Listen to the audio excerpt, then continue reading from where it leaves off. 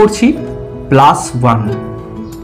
ঠিক সেমভাবে আমরা যখন 10 থেকে 30-তে যাচ্ছি *2, ঠিক সেমভাবেই 30 থেকে 31-এ +1।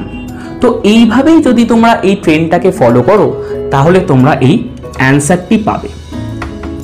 এই অ্যান্সারটি কত হবে সেটা আমাদেরকে কমেন্ট বক্সে কমেন্ট করে জানাবে।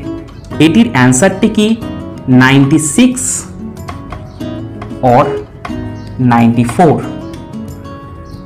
আমাদের কমেন্ট বক্সে কমেন্ট করে তোমরা জানাতে পারো।